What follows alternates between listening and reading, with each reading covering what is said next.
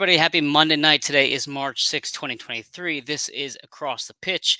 If you're looking at the screen and wondering, this is a different appearance today, well, here's why. As usual, we have two of my co hosts with me, Dave Miller, Dave Jeeves Miller, and Jose Nunez, Jose R. Nunez, 91, always next to me. But tonight, we have sicknesses galore in the Across the Pitch team. Dave in England doesn't feel well. He's got also a work situation, and Jose is also dealing with some medical conditions. But like the Union, we will adjust our lineup tonight. And thankfully, I'm joined by a guest, Alex Windley. Alex, how are you doing tonight? Good, Mike. I'm good. How are you? I'm doing great. For those who don't know Alex, she covers the Inter Miami squad via the Heron outlet, and has done some great work online on Twitter. I know you have some work in Bleach Report as well. So really, just excited to have you. Almost perfect timing, really, with the absence of my two co-hosts. But we wanted to talk about the Miami match, which I believe will be just the start of what could be a very good series overall between the two clubs this season. Um, but for those who may have missed the match or may have not gotten a full recap, the Union did lose on Saturday night against Miami 2-0 away, obviously in Florida. Alex, I know we talked briefly before the show started, but what were your reactions from that very impressive win and the very impressive start to your season?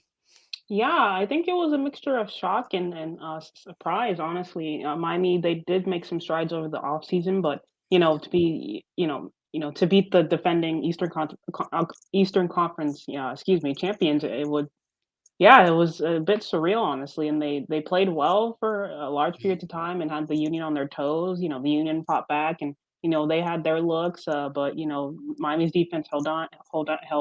Calendar held on. Maybe the Union could have finished their, worked on their shooting a little bit more. Honestly, they did have a couple of good chances, but yeah, Miami held on, and Neville's tactics, as particularly towards the end there, bringing on Robert Taylor, switching to a back five.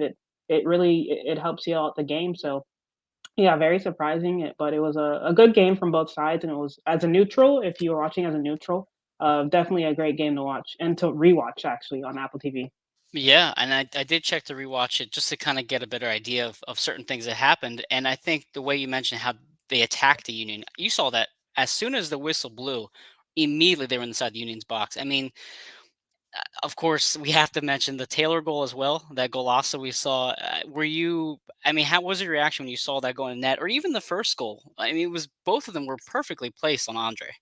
Yeah, the first goal specifically, it came from a bit of a scrap on top of the penalty area, the 18-yard box, excuse me. And yeah, Coco Jean's just the type of player to just hit them wherever. He scored a golazo similar to that in preseason, so he has that in his locker. So I was just surprised. I thought Andre Blake should have done a little bit better. Mhm. Honestly, it was I know that some Philly defenders were kind of in his eye line, so that may have hurt him a little bit when diving, but it was still a really good finish from, Corentin Jean. But, yeah, I kinda expected Andre Blake to do a little bit better, honestly, but he's a great keeper. So, yeah, that first goal was crazy. The second one was even crazier. So, yeah, just a crazy game, honestly. Entertaining, though. It was very entertaining, and I want to say hello, Valerie. She's one of my faithful followers. She says welcome. So thank you, Valerie, for joining us tonight. And listen, I believe the first 5 or 6 minutes of that match, maybe a little bit later into that, I noticed that Miami was really testing Blake from far, which is not what you typically do against the Union. I mean, granted, you always want to try to test the keeper, but statistically speaking, the Union don't really give up many far goals. They're mostly beaten within close range. So I was surprised to see that, but then the way you guys finished those, I was like, well, clearly they knew Yeah. what they were doing tonight, and they did. And I think the first goal in particular, um, I mean, I've seen Andre Blake make that save time and time again, and I do. I think he was caught off guard. I think he, as you mentioned, may have been obstructed. His view may have been obstructed as well. But listen, in terms of what we saw from the Union side of things, they were not as clinical with their finishing as you also alluded to. I thought, and maybe you might agree with me, the one of the biggest misses of the match was in about the 12th minute. Leon Flock just missed a clear header. But at the same time, you guys got a slightly fortunate last week as well. I know Calendar had that turnover against Montreal, and I mean, I know you're a fan, but also you have to view things kind of objectively. Is there some concern about these very close misses you've had over these last couple weeks? Yeah, that is definitely a concern for Miami. We're talking to Phil Neville later in the week during the training session, so maybe I'll ask him about that. But yeah, that is a concern. Yeah, I know Miami does have the tendency to, just kind of have some lapses in concentration a little bit, and right. sometimes they'll get him behind. But with Sergey Christos, that new signing, and Christopher McVeigh, that center back pairing, I'm sure as they continue to play together, stuff like that won't happen nearly as much. But Miami have a really great goalkeeper in Drake Callender. Mhm. I know. According to one of my sources, I heard he was in contention to get called up to the previous U.S. national team camp. Nice. He's definitely up there. Yeah, and U.S. and men's national team contention. So great keeper, great young keeper. Just recently signed a new contract to keep him here. Um, at the club longer. Yeah, it is a concern in Philly. Like you said, they had plenty of chances. Drake did his Oh, thing, and honestly, I felt Philly should have done better finishing. Genuinely, they've got a great front line. So yeah, it's just a testament to Miami's defense and particularly their goalkeeper. They just they Drake stood on his head and kept that clean sheet. yeah. I mean, you touched on a few things that I really wanted to highlight tonight as well. Honestly, the first when if you want to go back to Montreal, when I watched that match, I know Calendar had the turnover that led to that very impressive save by him from Montreal. They couldn't capitalize on that, and I think later on the match, Montreal had a pretty good header on the back post that they just flat out missed. And I remember. For those who listened to my show last week, I said, I think the Union finished that. I think the Union had the talent to finish it. And I obviously jinxed myself in the process. And I watched the Leon Flock replay on the miss, and it just seemed like it caught him off guard.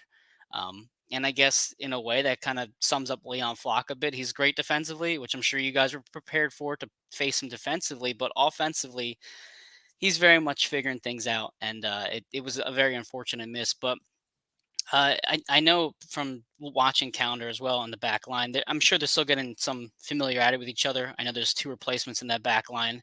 And I thought a big story that they were kind of hinting on last week and this week was the fact that Miami has six new players in their lineup. And, Philadelphia comes back with 92% of their minutes and their continuity. Did you have some concerns entering this match this past week saying, hey, listen, we're still maybe figuring things out, and this Union team is just established? I mean, what were your thoughts on that comparison there?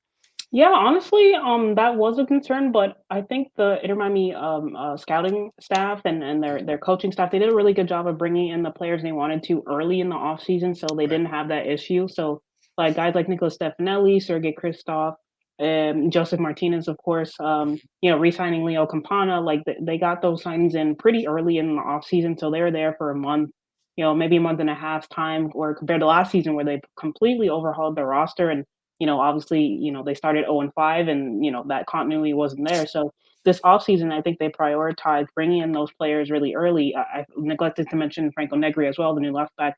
They brought those guys in early January, mid January.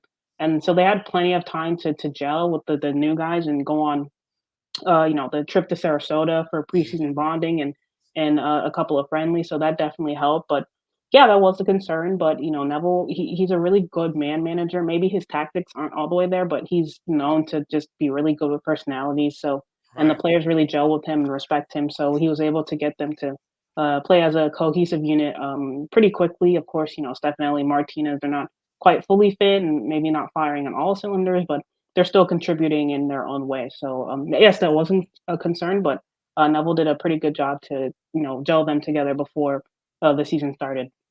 Yeah, it's funny the way you describe Neville because I feel like a lot of Union fans, myself in particular, feel that way about Jim Curtin as well. I feel like Mm. there are times when we question his substitutions or maybe his lineups, and yet the players would die for him any minute. They play so hard for him, and sometimes that's more important. I mean, I think if you've watched soccer and maybe played soccer long enough to agree, sometimes you need a players coach at times to just really get the best out of these players. So I thought they did well in terms of Josef Martinez. We really didn't hear too much about his his development down there. What has been his interaction with the fans? How have they embraced him? How has he been in the clubhouse? I mean, what are your thoughts on him? Just seeing him briefly over these past couple weeks, really.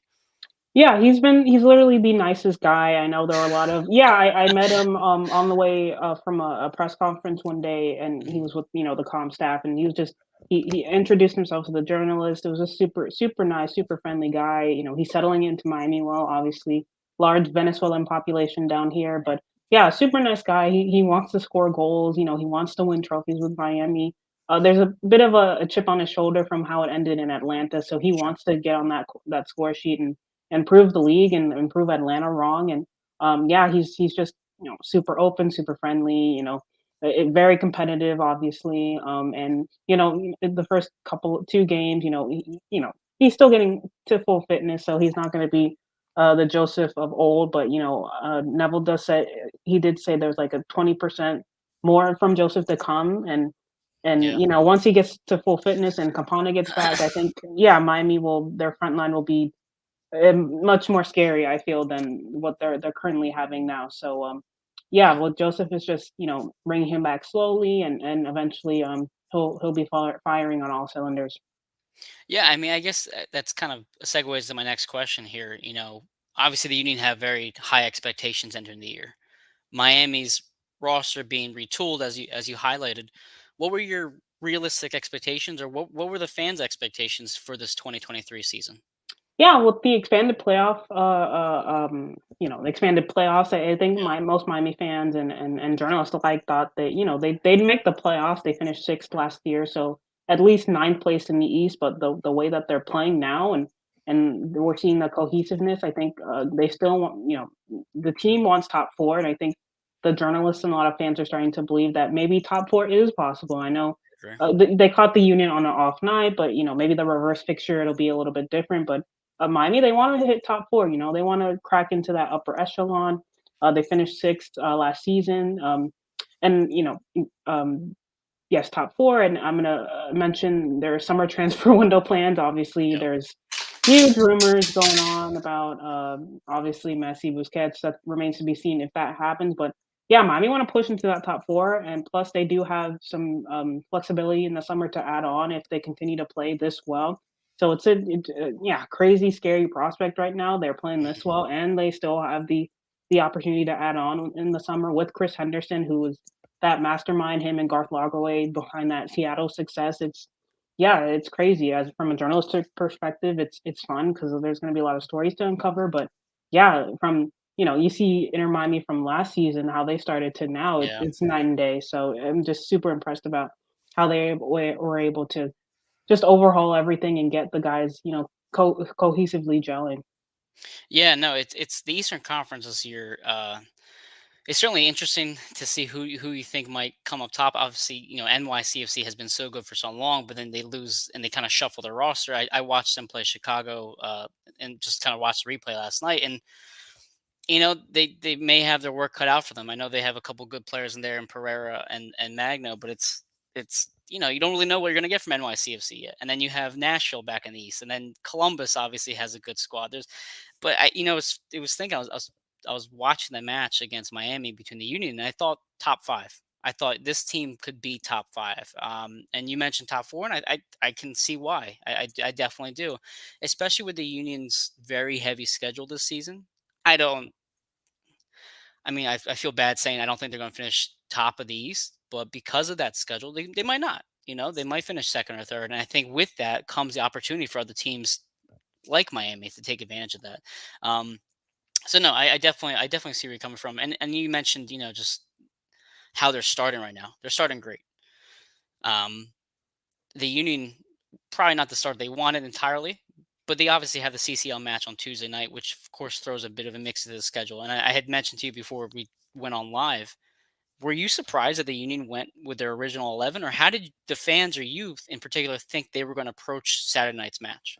Yeah, of course. I was talking with my colleagues, and we all thought, the Union have CONCACAF Champions League coming up in the next a couple of days. So we all thought that maybe they'll throw in some of the maybe Torres or some of these other guys on the bench. But no, Jim Curtin went with a yeah, they went with a full strength starting 11, which was scary from a Miami perspective because the Union are a very good team, but Miami want these challenges. They want to show that that they've improved, and and show people wrong. But yeah, I was surprised. I thought Curtin would do some like just some shifting with the players. I know Phil Neville with the all years the U.S. Open Cup last season, he did kind of rotate some players in league games versus U.S. Open Cup games. So he did rotate. If Miami were in that Champions League position. Mhm. Yeah, Neville would have definitely rotated, but yeah, I was shocked. Yeah, I was shocked that the Union was full strength, but it was a welcome Yeah. challenge for Miami, and yeah, we got a really great game out of it. Well, I know I'm gonna bring up a comment here. We have on the schedule right now, we have basically 5 games in 15 days. That's what the Union have in front of them. Chicago Fire, not that far. We played the second leg against Alianza, also in that mix. So it's a very hard schedule for the Union, to say the least. And in particular, the weather temperature going from what we had in Chester just 2 weeks ago to Miami. In Chester for the first match of the season, it was snowing briefly before the Oh game wow, started. Yeah, and then you go down to there, Miami. It's obviously was it. I don't know the weather down there. It was probably in the 70s or 80s. yeah, humid, Beautiful, very humid, humid. exactly. And now we go even further south into the globe, and it's going to be even hotter down there, with worse field conditions than what we're used to up in the MLS. So I was shocked as well. I really thought that we were going to see maybe more of Quinn Sullivan. I thought maybe he might even change the formation. I thought, to be honest with you, against Miami, we were going to see more of Lowe or any of Lowe, but we didn't Yeah, see. But we didn't see anything. yeah, So, yeah. did you expect to see your former Miami player out there? Yeah, I did actually. I know Damien Lowe was a very good player for Miami, but this season they changed their tactics up a little bit to be a little bit more possession based. And Lowe is a great defender, but Hmm. sometimes he isn't as composed on the ball. But it's just different playing styles, and but he's still a fantastic player, and he'll do super well for Philly. But yeah, I did. I was a little surprised, especially when the Union went two down and was the 76th minute. I thought Yep. they were probably going to throw in the towel a little bit, get some subs in, just prepare for the Champions League match. But they kept Carranza on and Yeah. the two center backs and Kai Wagner, who he was getting into it with Quarantine John a lot, which was That was a something great. that was Yeah. yeah, it was getting a little chippy between the two teams, and Joseph and two Martinez's going at it, which Of was course. Of a course. Venezuelans, and it was yeah, just a crazy match. But yeah, I was a little surprised. I expected to see Damien, but I'm sure I'm not sure if he's going to be a role player for you guys or kind of a spot starter. Depending on what your guys' schedule looks like. But Mhm. yeah, still a fantastic player. But yeah, I was a little surprised. No, it's I know Martinez and Martinez were butting heads, but in a way jokingly because they're obviously Yeah. from the same background. But Kai was on another level that night. I mean, if for Union fans out there, Kai Wagner has a almost as big of a temper as Jose Martinez, but he really gets himself into some trouble. I thought he played very well. I mean, not that Union players had a lot to brag about that night, but I thought he played excellent. He had that one amazing tackle early on to set up the shot from Carranza. He had the beautiful cross of Bedoya, which set up the flock miss. So he played great, and I really thought if anybody was going to create some offense, it was going to be Kai's ability just with the passing. But yeah, for Damon Lowe, I mean, I, obviously the Union lose Stuart Finley last year, and we have Brendan Craig, which is our our homegrown youth national player. But really behind Jack Elliott and Glessens, there was so many doubts, and Damon felt like he was that MLS caliber player that could transition in right away, which is why we thought he was going to play, get himself amped up against Miami. Despite the 6 starters coming in, he still knew coach. He knew the system well enough to kind of maybe make it a noticeable impact. But I was surprised, and I do think he's going to play tomorrow night, as you Oh, mentioned, as cool. a role player. Jim is pretty secretive with certain things he does, but I think he will start. I certainly, I guess, believe he's going to be very much Open Cup, maybe Leagues Cup, that kind of stuff. So I guess, actually, speaking of Leagues Cup, how what are your thoughts on it? How do you feel about the way Miami is going to approach it, and your just overall the thoughts on the competition? Yeah, well, from a team perspective, we spoke to Phil Neville a couple Hmm. of months ago about that. And he said they're going for every trophy available. So Hmm. U.S. Open Cup, U.S. MLS Cup, Leagues Cup. They want some silverware, so he'll play his full strength starting 11s in all those competitions, and he'll rotate. Miami's very they've got a lot more depth this off season, so Right. they're like three deep per position. Maybe center back's a little iffy, but Yeah, they've got plenty of depth, and they're going to be throwing in the kitchen sink with that starting full strength starting 11, and yeah, they're going for it. So yeah, it'll be intriguing to see how they'll balance MLS play and Leagues Cup and U.S. Open Cup and all of that jazz. Well, yeah, I feel like MLS teams in general this season are going to need depth, for days, and it's especially like I said with the Union having the CCL thrown into it as it's just it's a challenge. We're playing upwards of 50 games alone just before even advancing through these tournaments, which we expect to do. So it's a lot. And again, one reason why we thought, or at least a lot of us thought, Alejandro Bedoya was going to maybe play only a half against Miami because listen, he's an aging captain. As great as he is, he's also older. So again, a bit surprised that we didn't see more of a roster turnover. But maybe on Tuesday he doesn't play as much. And again, that's kind of going to be figured out tomorrow at 7 o'clock p.m. What the lineup's going to be. But again, I know we had talked last year briefly about Carranza. I said, hey, what do I need to know about Julian? Same thing against this year. I'm saying, hey, what do I need to know about Lowe, which you highlighted briefly here. But Carranza, I mean, let's talk about him. Were you surprised by his performance at all against Miami? How did you think that he fared against his former club?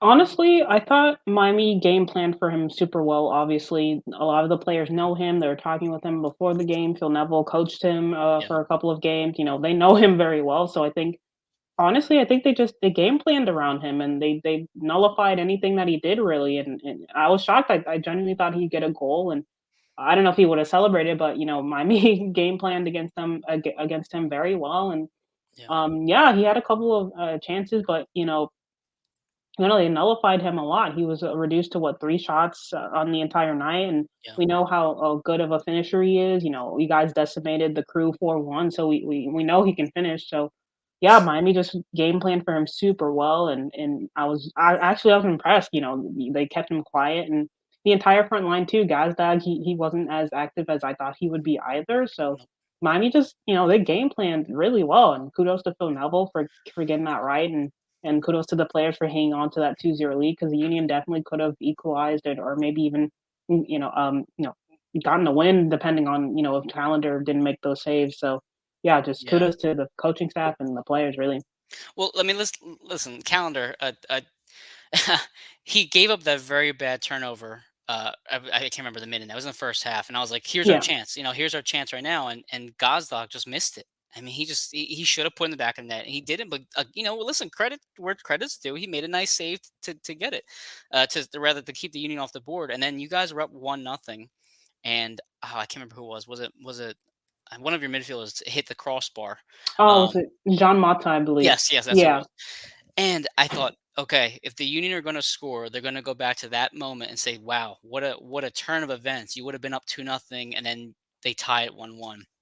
But it just wasn't meant to be. I agree. I thought Carranza, I thought Michael Ua was kind of invisible for parts of the night, and it just seemed like the connection wasn't there. So Valerie actually asks a two-part question here. So one of her questions was about the starters, the logic behind using the starters. Valerie, I really believe that the Jim Curtin's trying to put emphasis on MLS and maybe using a lot of depth for the CCL. But one of our questions were, why were there so many errant passes?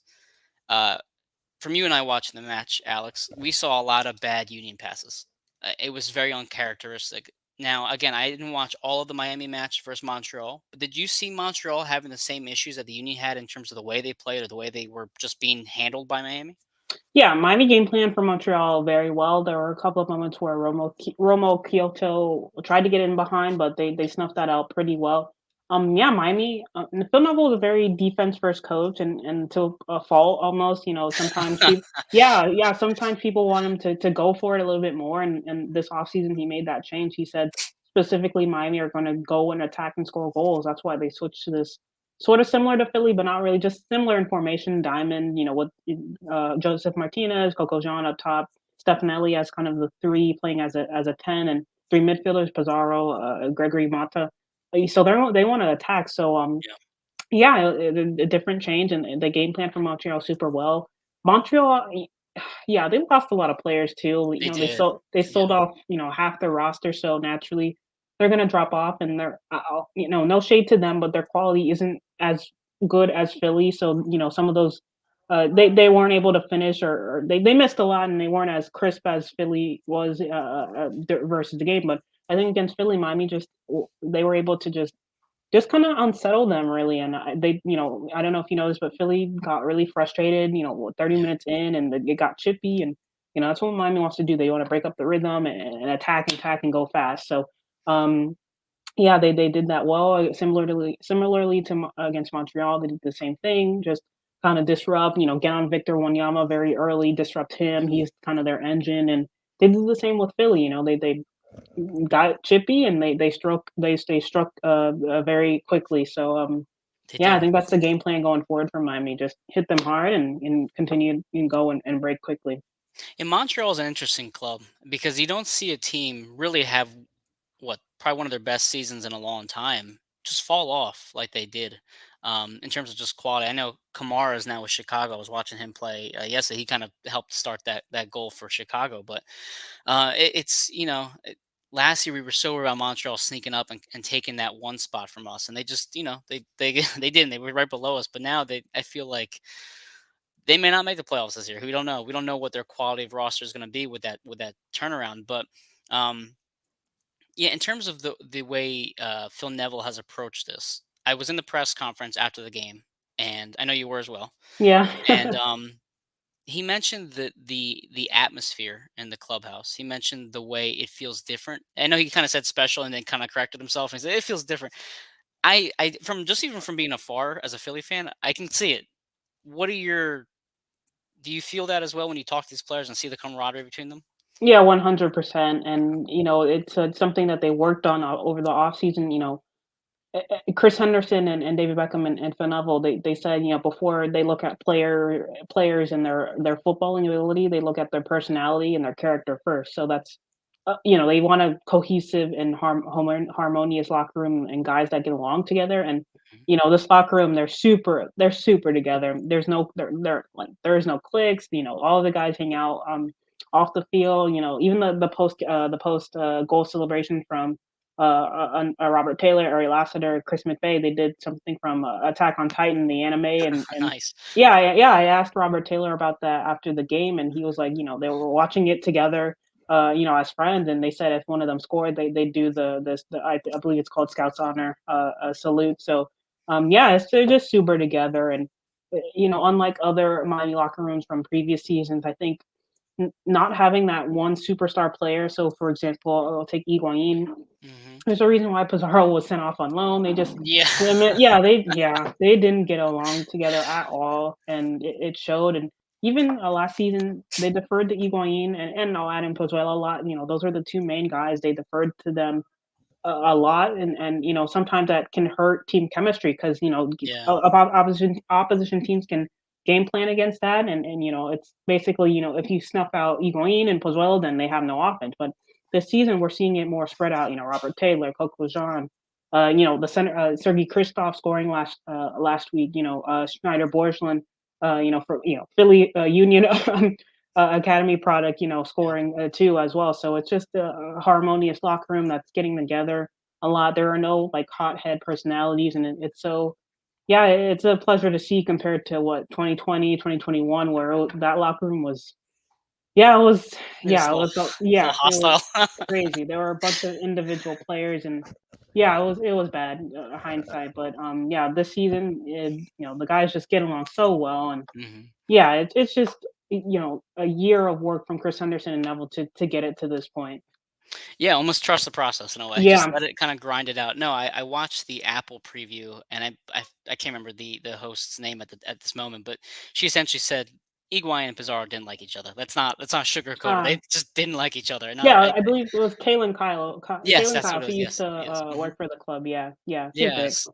So it seems like that's just understood at this point that the chemistry is a lot better. And I mean, listen, with the union, we had a bit of an issue when we got rid of Sergio Santos because Mm, he was such a locker room guy. He was very much not the heartbeat of the team, but he walked into the room and lit up the room with his smile, with his mannerisms, his behavior, and it's true. You take one person out or you put one person in, and it can change the whole dynamic of the locker room in a lot of ways, in good, both good and bad. But in terms of the personalities on the club, um, I feel weird saying this as a Philly fan. but there is certainly a building rivalry between these two clubs. I know we had talked about this before we went in there, before we got into the studio, rather. If you look at the way the Union have played against the Red Bulls, I don't think it's much of a rivalry anymore. The Union kind of handled them fairly consistently as of late. NYCFC and us definitely have that rivalry because of the Eastern Conference Final, all that stuff. But Miami certainly feels like it's becoming that as well. I know we had the Higuain and Jose Martinez issue a couple of years ago. I know Miami took a win from us in Chester, I believe, at the beginning of last season. If it was, I remember 2021. Yeah, that 2021. long Yeah, ago. Yeah, yeah. yeah, I was at the game. You guys walked in and stole a game from us Yeah. basically, and I remember being in the stadium as a fan and just seeing the Miami fans like partying in the concourse, and it was very obvious there was tension between the fans as well as the players. And again, if you watch the game on Apple, the win loss balance between these two clubs is very close. It's really not one sided by any stretch of the imagination. So, Eastern Conference foes sitting here together. Do you believe there's a rivalry building between Miami and Philadelphia?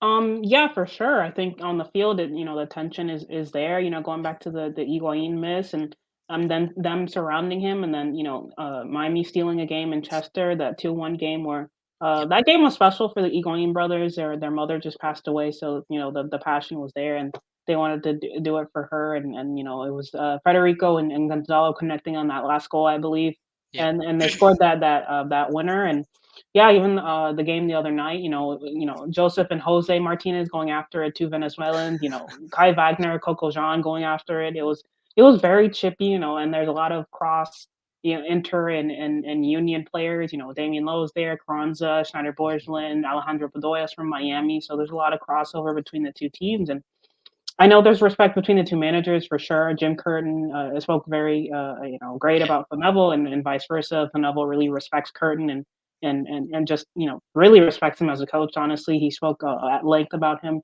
a couple days before the game. But um, as far as the players go, yeah, they're button heads, and I've seen on social media scrolling around between the fans. Yeah, they definitely get into it for sure, for sure.